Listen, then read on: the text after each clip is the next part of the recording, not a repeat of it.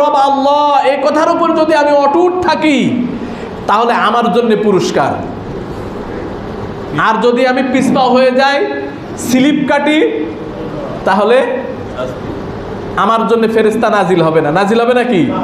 সুম্মাস্তাকামু তাতানাজ্জালু আলাইহিমুল মালাইকা, তাদের জন্য ফেরেশতা মণ্ডলী নাজিল হবে। সুবহানাল্লাহ বলবেন না? মুফাসসির হযরতগণ বলেছেন ফেরেশতা মণ্ডলী কখন নাজিল হবে? ব্যাখ্যায় উলামায়ে কেরাম বলেছেন যে যখন ইমানদার, ওই ইমানদার যেই মানুষটি শত লোভ লালসার উপরে, শত হারাম সামনে আসার পরে সেটাকে দুপায়ে দলে দিয়ে ইমানের উপর অটল ছিল, তার জন্য তার মৃত্যুর সময় ফেরেশতারা নাজিল হবে। সুবহানাল্লাহ বলেন। মৃত্যুর একটা কঠিন সময় যখন তার সামনে চলে আসবে, ভয়ঙ্কর এক পরিস্থিতির সম্মুখীন যখন সে হবে, মৃত্যুর মুখোমুখি যখন মানুষ হয়, তার অবস্থা কেমন হয় বলেন না? দুনিয়ার তার এই জীবনে এর চাইতে কঠিনতম কোনো পরিস্থিতি কি আর তৈরি হয়েছে কখনো? যখন মৃত্যুর সম্মুখীন হবে, ঠিক না?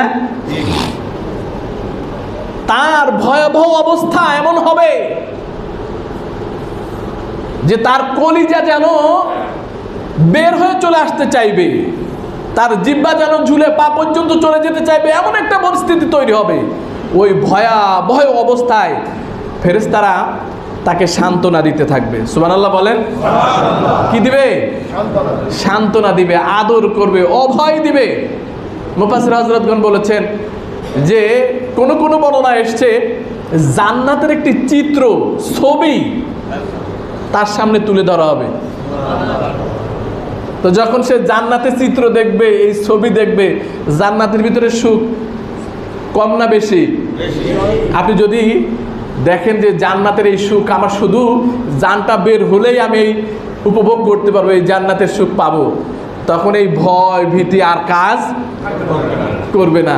সব ভয় কি হয়ে যাবে? দূর হয়ে যাবে। তখন ওই ফেরেশতারা কি বলবে? তাতানাজ্জালু আলাইহিমুল মালাইকাতু আল্লা তাখাফু ওয়ালা তাহজানু, তোমাদের কোনো ভয় নাই, কোনো চিন্তা নাই। কবরে তোমাদের কোনো চিন্তা নাই, আখিরাতে তোমাদের কোনো ভয় নাই, চিন্তা নাই, মিজানে তোমাদের কোনো চিন্তা নাই, ভয় নাই, ফুলসিরাতের কোনো ভয় নাই, চিন্তা নাই, জাহান্নামের কোনো ভয় নাই, চিন্তা নাই। তোমরা নির্ভয়ে আল্লাহর সাথে মোলাকাত করো।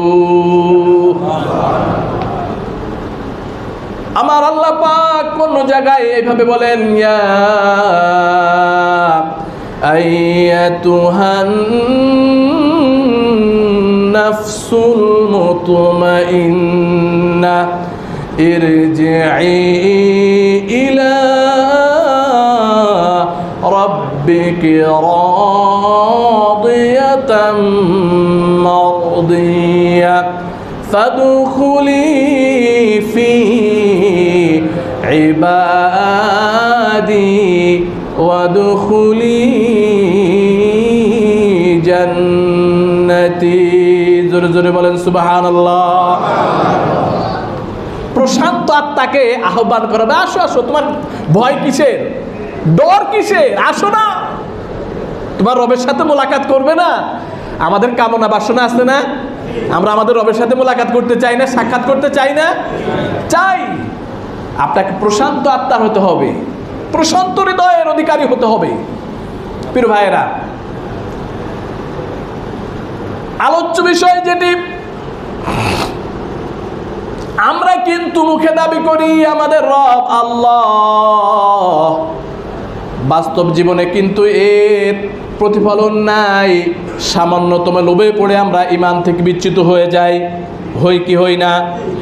সামান্যতম বিপদ যদি আমাদের সামনে আসে, আমরা ঈমানের উপরে আর থাকতে পারি না। এমন পরিস্থিতি আপনার হতে পারে, আপনি যদি বলেন লা ইলাহা ইল্লাল্লাহু মুহাম্মাদুর রাসূলুল্লাহ,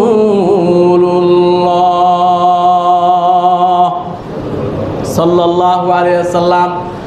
আপনাকে টুকরা টুকরা করা হতে পারে, আপনাকে আগুনের মধ্যে ফেলে দেওয়া হতে পারে, আপনাকে চাকরিচ্যুত করা হতে পারে, আপনার ব্যবসা বাণিজ্য ছিনিয়ে নেওয়া হতে পারে, আপনাকে সামাজিকভাবে বয়কট করা হতে পারে, আপনার পরিবার থেকে আপনাকে বিচ্ছিন্ন করে দেওয়া হতে পারে, আপনার চোখের সামনে আপনার কলিজার টুকরা সন্তানদেরকে হত্যা করা হতে পারে। এমন পরিস্থিতি আপনার সামনে আসতে পারে, পারে কি পারে না? যদি আপনি বলেন লা ইলাহা ইল্লাল্লাহ, জোরে বলেন না লা ইলাহা ইল্লাল্লাহ, লা ইলাহা ইল্লাল্লাহ, লা ইলাহা ইল্লাল্লাহ, লা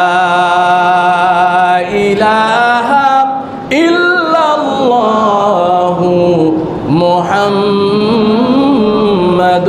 রাসূলুল্লাহ সাল্লাল্লাহু আলাইহি ওয়াসাল্লাম। আমার আপনজনেরা,